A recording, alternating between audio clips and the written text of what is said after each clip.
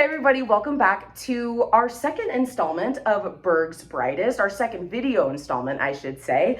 My name is Hasina Shah. I'm a reporter at the Warrensburg Star-Journal, and Burg's Brightest is a series where we highlight people in the community who are making a difference, big and small. These people are nominated by community members to be interviewed for the Warrensburg Star-Journal. So I am so excited because today I am joined by Tia Kanan, who is the executive director of Manna Harvest, and I'm so excited to have you because I know that is one of many things that you do in the community. Thank you. So yes, absolutely. Thank you for being here. You are welcome. So I guess we can kind of start with, I'd love to hear a little bit about your background, like where you're from, how you got into the work that you're doing, and I guess what all you do in Warrensburg, because I know you wear a lot of hats here. Thank you. Yeah. I hope that I brought the right one today. Yes. Yeah. Well, I actually came to Warrensburg in March of 1989. Love that. Where I was attending what used to UCM, what used to be CMSU. I received my social work degree from there. I ended up getting a job with the state of Missouri, and so I stayed here. I've raised all my kids here, and this is home. This is home. I love that. And how many kids do you have? Remind me, I know you've told me before. I have 3 biological, cool, and then half the community. Yeah, no, seriously, yes. Okay, yes. Because then that is the perfect segue, because not only are you the executive director of Manna Harvest, but you are also like, can you tell me a little bit more about what you do in the community for your job? And then also I know that you volunteer quite a bit as well. Yes. So I've been with the state of Missouri for 31 years. Wow. Yes. And I work with families, kids, and I love what I do. There's not a day I went in there and been bored. So I don't know when retirement's going to come. My kids are pushing it, but I'm just not ready yet. I'm not ready. So some of the things I do in the community is, other than Manna Harvest, is the Warrensburg Optimist Club. I love kids. They're our future.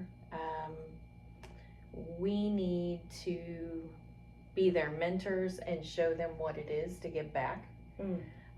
That was huge when I was a single parent most of the time I had my kids. And they were growing up. So they went with me, and they know what it's like to give back. And so my oldest son, he actually owns a State Farm business in Texas. Okay. And he was probably the one that, oh, we have to go do this again. We have to go do this again, kind of thing. It stuck. He gives back in his community. He buys school supplies and backpacks and all sorts of stuff for kids there. That tornado that happened down there, and he brought in dinner for everybody because nobody had electricity. So he set up in a park and just had families come through, and he fed everybody. And I was like, okay, I did what I needed to do. Yeah. Through all that complaining that he had, he took it with him. And so my grandkids are doing the same thing he did. And it's amazing to see that they have a heart for giving, because that's what we need to do. I have been doing Optimist. We had a meeting the other day, and I think it's been like 18 years. And I do the Mar Park Easter egg hunt. Oh, yes, I've heard. Yes. I've heard about that. Yes. So we were talking in our meeting the other day that now we have our kids that we started with are grown and have their own kids, and some of them have their grandkids.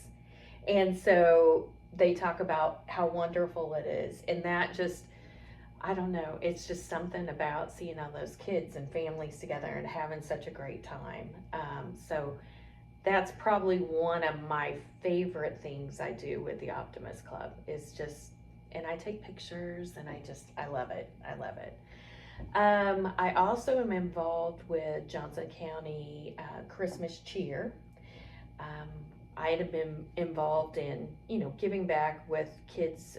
I can't imagine kids waking up with no presents. I just can't. And I know that's not what Christmas is about. Right. But when you come back and everybody's talking about what you got from Christmas, and then you have kids that have nothing. Yeah. And Christmas is my jam. I love it. We have a big Christmas at the house, always have.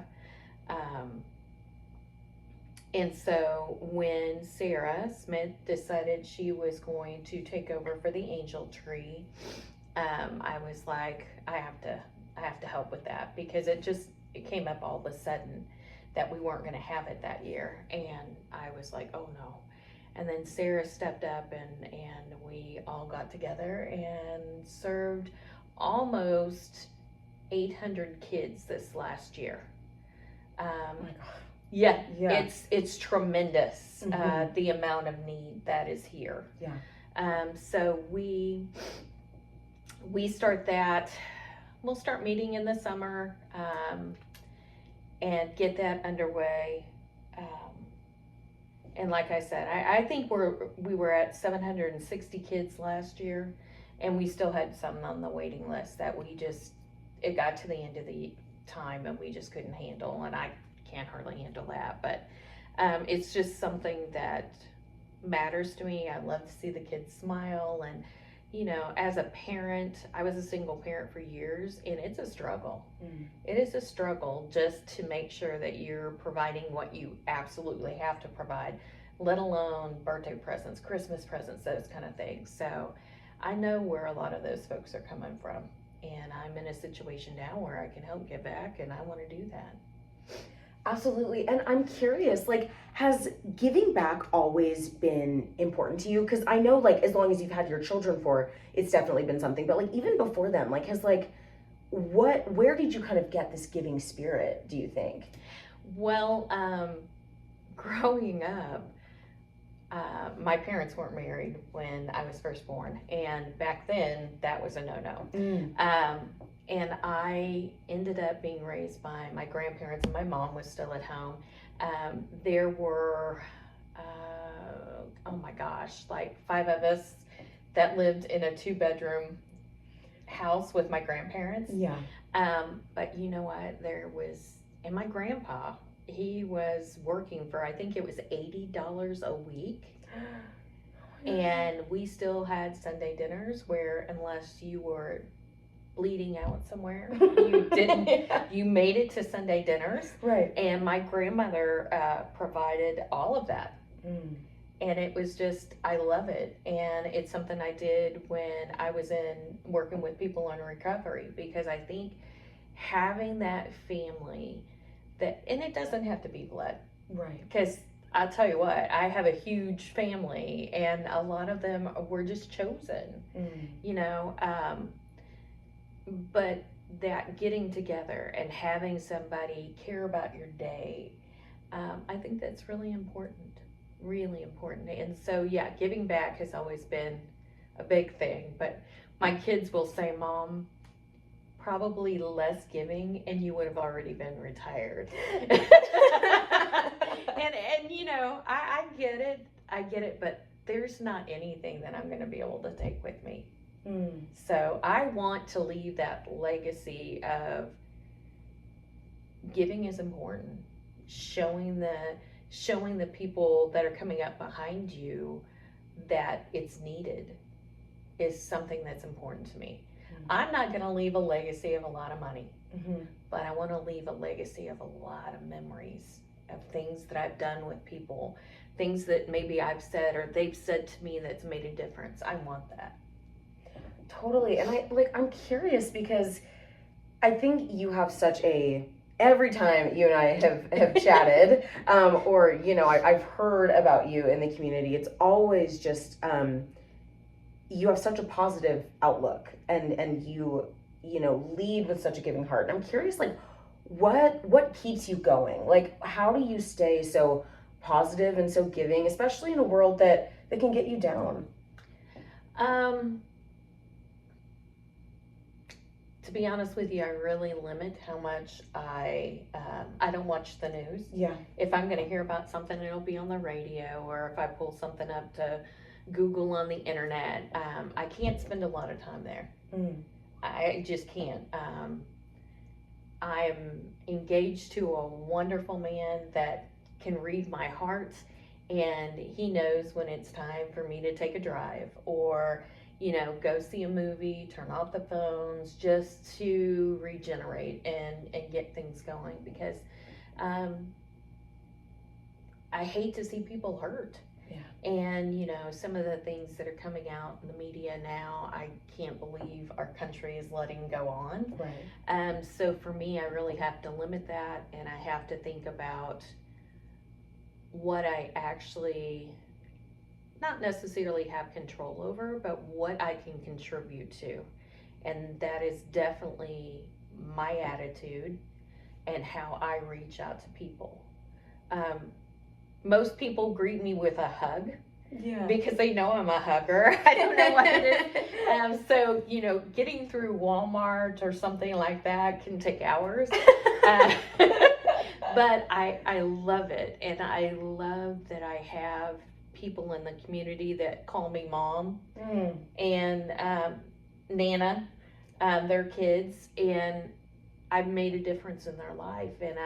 And they've made a difference in mine because I love to see people grow and be who I see them to be. Sometimes I think if they could just see how I see them, a lot of their worries and stress would go away, because they're amazing. They just don't feel amazing. So that's kind of where that is. Yeah, no, I think that is so, I think that's so beautiful. I think it is, especially when you work with the public and you do a lot of work, you do a lot of community work. I think it can be easy to feel the weight of it. I think that especially in a community like Warrensburg, where everyone is so tight knit, and there is a lot of need, and you have a giving heart, it can feel like the weight of the world is on your shoulders. And so I think having those things that ground you are so crucial, because it can feel difficult. It can feel hard to continue to pour. And so it's like filling your cup is what I'm hearing is so important. Absolutely. Yes. And it may not be anything, it may not be a big trip or anything. It can be just a day outing with Tommy and laughing and just kind of getting rooted and grounded again. Because sometimes I really take things to heart. Yeah. And I hurt. And yeah, it's just knowing when to step back a little bit. So you can only do so much. And that's what I have to keep in mind. Totally. And I think it can be so hard. I think I really relate to that of like, I want to do everything. I want to do it all. I want to make sure that everyone is taken care of. And like, if I'm not pouring into myself and if we're not pouring into ourselves, like it's impossible to do the work that we want to do in the world. And so such a good reminder. I'm like, I'm taking note. I'm like, yep, that is good to remind me, because I'm like, I need to lock that in. I have to do that sometimes too. Just, I need to turn on my phone. I need to just be mindful and in the moment. And I use movies to do that a lot, because, I think it's rude when people's cell phone goes off in the movies. So for me, I turn it off where it's not bothering anybody. That's an hour and a half, 2 hours of just silence. Yeah. Just silence. And sometimes I need that. Totally. I mean, how often are we, I was just asking someone yesterday, I'm like, how often are we like without our phones, like just like staring off or like watching a movie? Like, because even sometimes I'm watching a movie and I'm on my phone and I'm like, what am I doing? Like at home, like I'm like scrolling, I'm like, okay, the double screen is a problem. So it's like, how often are we actually doing that? So it's, again, a good reminder that like actually logging off and like doing things that feel supportive to your mental health are really incredibly important. And like being as present as much as possible is so important too, because I think it's so easy to feel like, everywhere all at once, So this is kind of a pivot back to kind of your background. You came to Warrensburg in, you said 1989. Where are you from? Like, where were you like born and raised? So I was born in Cameron, Missouri. Okay. My parents somehow became gypsies. Okay. Like, during my teenage years. Okay. So we moved to 3 different states in like a year and a half. Okay. And so when I got to Warrensburg, I stayed. Yeah. I am one of those people. I'm for change, but there's certain things I can change. Like, because we moved so much, and it was during my teenage years, and it was pretty traumatic during that period of time. Like, I really have to think about changing my throw pillows at home. Yes, 100%. I get it. Yeah. I just, when I'm home, like, how my furniture is set up will be how it's set up until I die. Yeah. Literally. Yeah. It'll be like a museum for yes, you. Yes. Yeah. Yes. I just need that stability. Yes. And everybody kind of laughs at me because I'm like, I'll go out and do different things, and change things up. And then I get home and they're like, oh, I think we should rearrange your living room. And I'm in a panic attack. No, we don't touch the furniture. My mother-in-law, she actually moved in with us. So we have an apartment that's downstairs that she lives in. Yeah. And she loves the bright colors and moving things around. And I'm like, don't touch anything upstairs. So now that she knows that that's something that bothers me, if we go anywhere, she's like, I'm going to paint your walls, move furniture while you're gone. I'm like, yeah, I'm not going to enjoy my trip.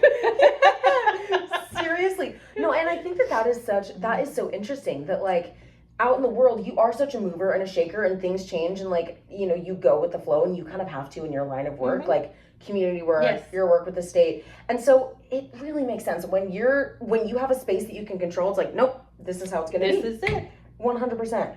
What about Warrensburg, like, kept you here?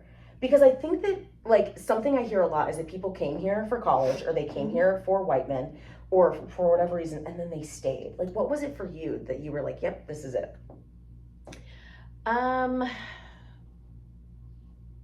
I got integrated in the community, and I was offered a position with the state, and it was a 8 to 5, and I needed that because at that time I was a single parent. So I needed, again, stability. And I had that, and I felt like the community, it was smaller, of course, back then, but I felt like it was big enough to keep my kids busy. Yeah. We weren't that far from the city, and I felt safe. I felt safe, and that's something I needed at that period of my life. And I've just kind of grown with the community. I love it here. I love it here. And I know a lot of the people here, and I've seen them, grow up and those kind of things. So it's home. Totally. And that is, like, I think that the integration into community is so, it's something I hear a lot, is that people, they come here and they feel so ingrained, like, almost immediately. And, I just moved here in September, and I felt that really similarly. Like, I just felt very welcomed in, which I think is so special. You don't find that everywhere. Like, you don't find that, like, pocket of warmth in every small town that you go to, even though it's like a thing. People are like, oh, small town kindness. I'm like, yes, but Warrensburg I'm from a small town in West Texas.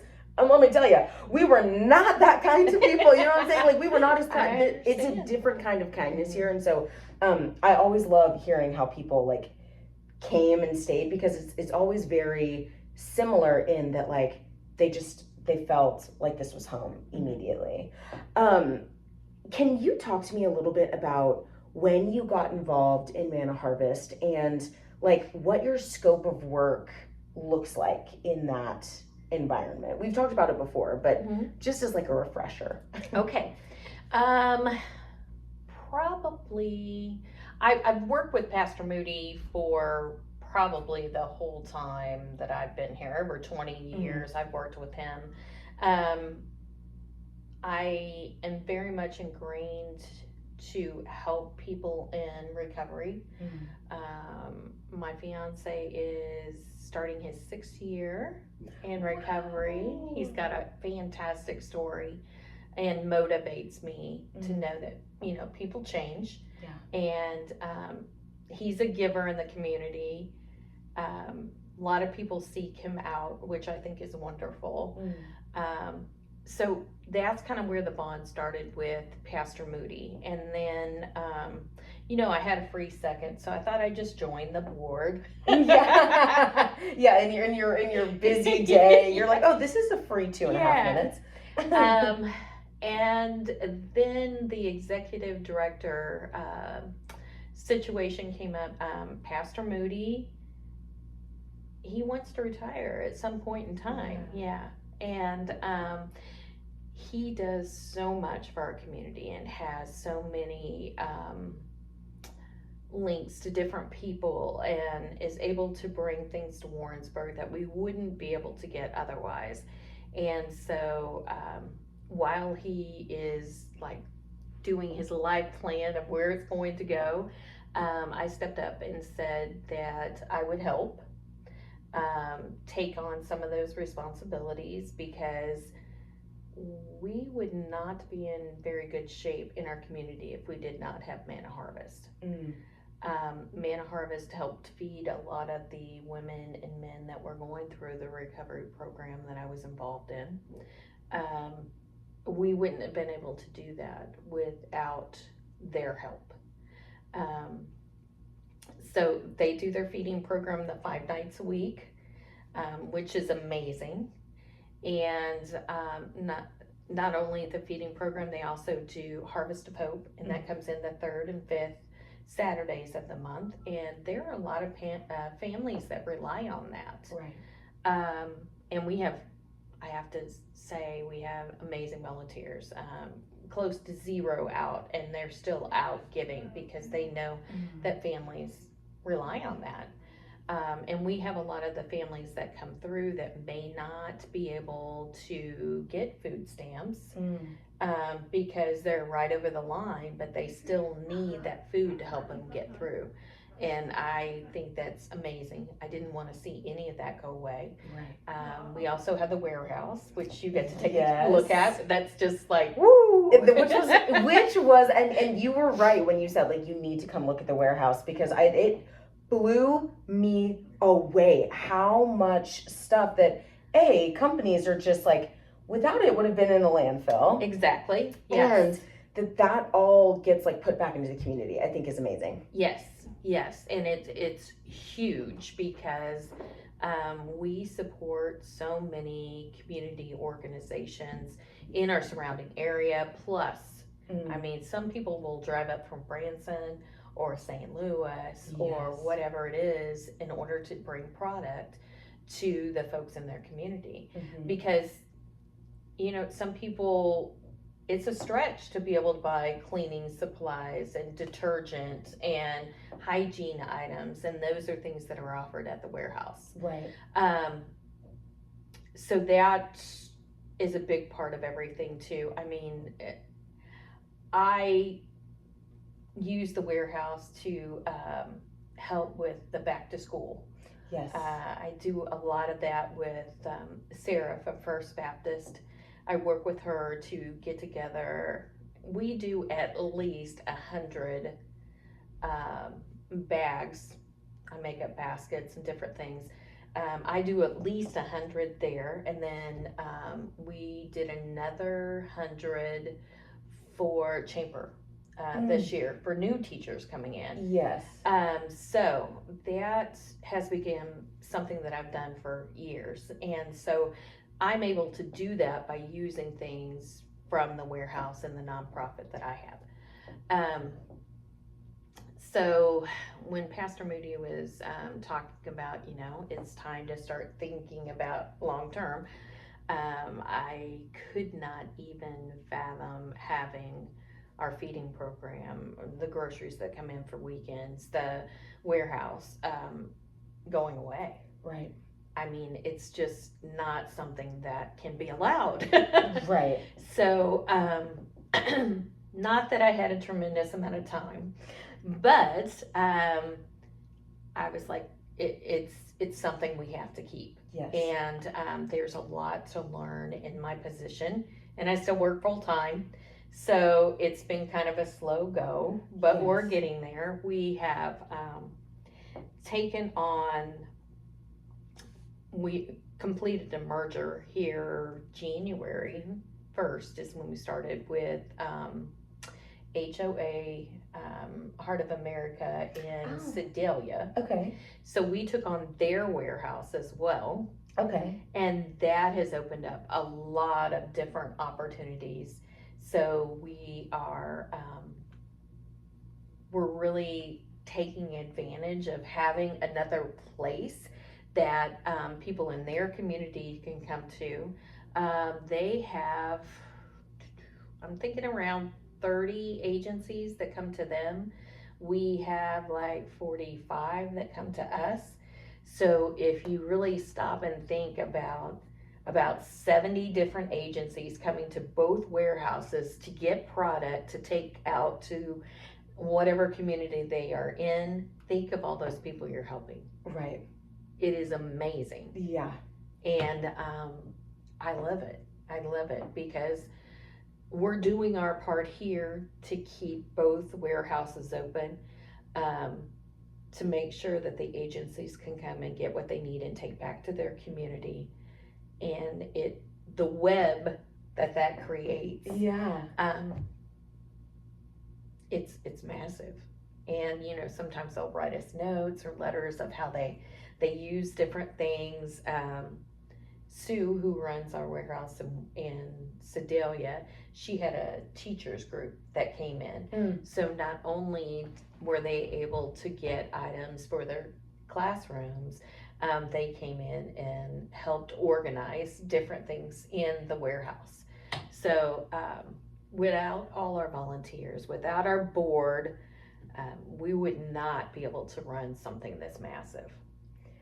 Totally. And I think, I mean, even like being in that warehouse was so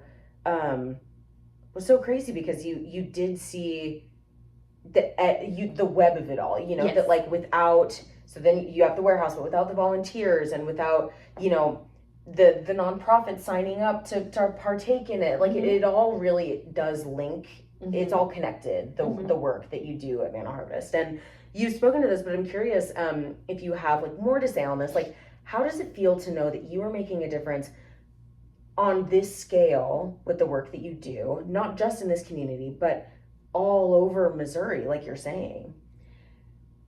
I love it. It fills my heart because I know that things or items are getting out to people that would not have that opportunity to have them. Right.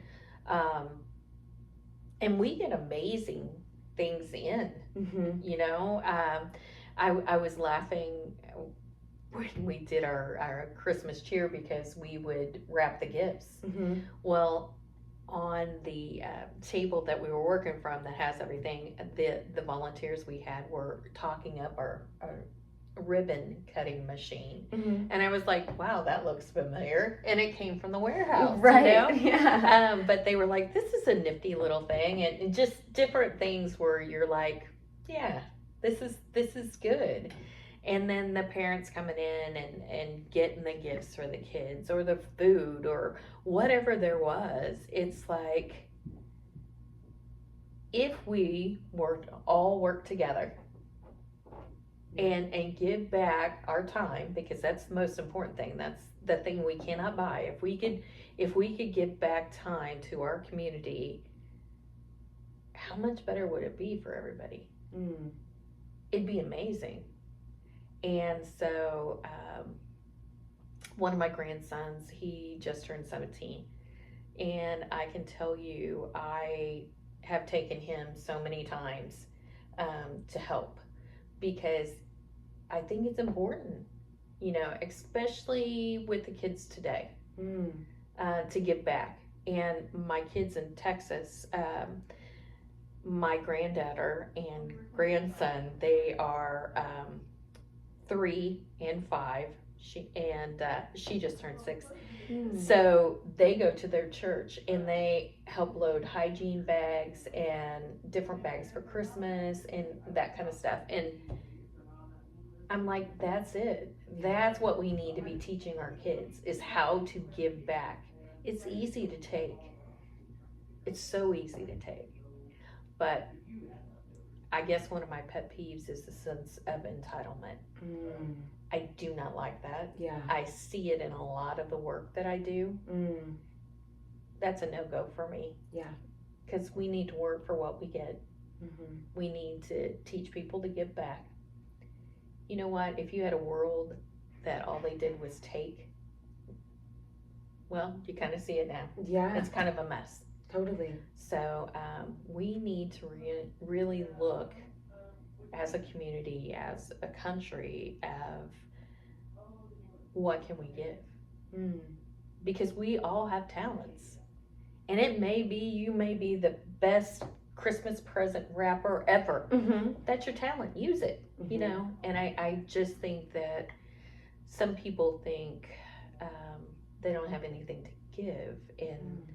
And it doesn't have to be monetary at all. Give of your time. I mean, even if you pick, well, I wore my shirt today, created with a purpose. Yes, yeah. I love this shirt. Probably would wear one every day because I think we're created with a purpose. It's just, are we going to follow that? Are we going to look at ourselves and say, what do I have to give?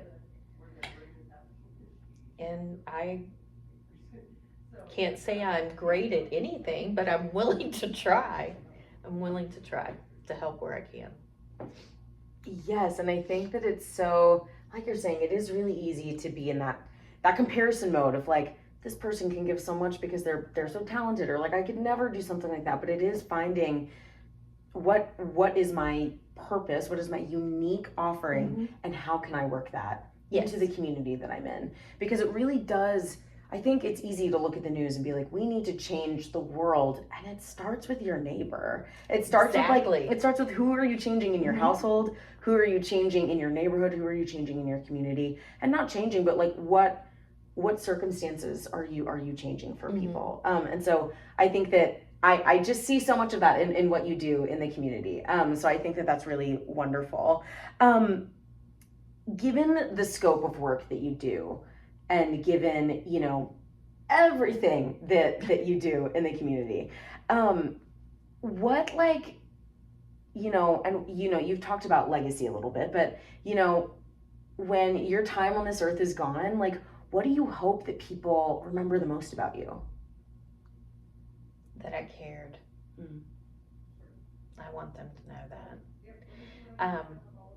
I stay in touch with a lot of the women and men that I worked with when we were doing recovery. And some of them have had some struggles. But I want them to remember that they may have been having a bad time. Maybe they slipped up a little bit. I want them to remember the times that I've pulled up into their driveway and knocked on their door until they finally came to see me so I could make sure that they were okay. That I cared enough about them to make them come to the door and to tell them that I love them and I care about them. And if they need help, I want them to feel like they can come to me, because I think that sometimes when you get out in that world, or the world is cruel in a lot of ways, and I just want them to know that they have a place in my heart. You know, it's not, I don't care about numbers. I know that we use a lot of numbers to get money, to get grants, to be able to do the work we do. I care about people. They're not just a number to me. They never have been. And I think that if you lose that focus and it becomes about the numbers, you've already lost. Because people feel it. Yeah. You can feel if somebody really cares about you and cares about your future. And if you lose that, you lose them. So now, some of my people that I've worked with, I will tell you, I probably annoyed them to death. I probably have. But their life matters to me. You know, it does. We were put on this earth to do good. And I don't like it when people do not see the good in people, or they put them in a situation where it's very hard for them to make a good choice. So I want them to always know that I love them, I care about them. I want my grandkids to keep giving back. Mm-hmm. My kids already do. I'm blessed with them, and they give back in different ways. But we have to be the change, and so that's important to me. I have chills down my spine. Thank you so much for sharing that. I think that is such a beautiful reminder. You know, I ask the questions, but I really am taking everything that you are saying in. So thank you so much for sharing that. Is there anything I haven't asked about you, about your work, about what you do in the community that you feel is important for people to know? That we could all be doing the same thing. Mm-hmm. You know, when I go to a lot of my meetings, I see the same people. Yeah. And they are busy. They are fostering kids. They're bringing their kids with them, and they're doing all these things. And get up, do something to make the change. You don't have to be perfect at anything, but two hands can make a difference in any organization. So come, be present, work with us in any capacity, because we can't sit back and complain about how things are if we're not willing to make changes. So be part of the change. Except at my house with my furniture.